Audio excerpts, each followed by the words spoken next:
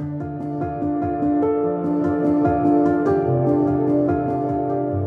glass factory was established in Nuutajärvi in 1793. A village grew around the factory, and glassmaking played a significant role in its activities. The factory and village were constantly threatened by fire, and after the fire that took place in 1861, the community realized that it was time to organize firefighting services. A hut for firefighting equipment was built near the village on the shore of the river Nuutajoki. The hut was used to store equipment for easy retrieval in case of fire. The hut is one of Nuutajärvi's 19th century buildings that form a remarkable cultural environment.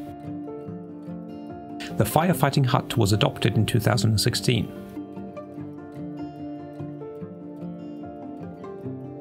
Kun adoptio alkoi, koppi oli ollut jo muutaman vuoden tyhjillään ja se oli todella huonossa kunnossa. Se oli jopa mahdollisesti romahtamisvaarassa. Ne ensimmäisenä, mitä aloitimme tähän palokopille tekemään, oli, että tämä oli niin puusto täynnä tämä alue, että se oli ensiksi poistettava suurin osa puita. Täällä meillä oli pari metsämiestä auttamassa ja saatiin ylimääräinen puusto pois.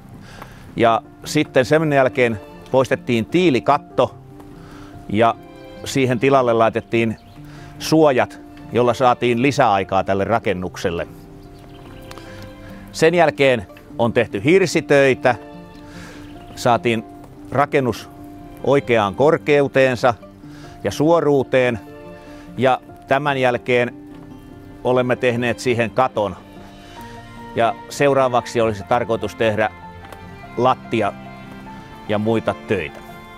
Parasta on varmaan ollut tässä projektissa se, kun tämä porukka on tullut semmoiseksi yhteisölliseksi, että meillä on tosi hauskaa, vaikka työt on ollut tosi rankkoja, päivät on ollut talkoopäivät joskus yli 8-tuntisia ja jokut hirsien nostelukin todella raskasta hommaa, varsinkin kuumalla kesäpäivänä, mutta se on tuonut sellaista yhteishenkeä ja sitten täällä voidaan olla ihan semmoisia omia itseämme.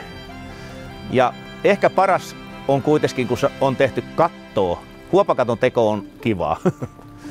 Haastavampia asioita on ollut, että rakennus on todella lähellä joen reunaa, joten sinne on ollut todella vaikea tehdä.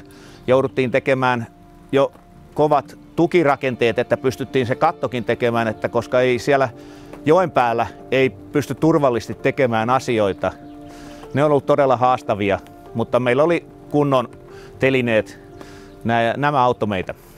Me on saatu aina museolta tarvittavaa tietoa ja ainoa mitä ehkä haluttaisiin, että museolta saataisiin sellainen jonkunlainen opastuskyltti, mistä voisi päästä museon kautta sitten tämän meidän palokopin sivuille.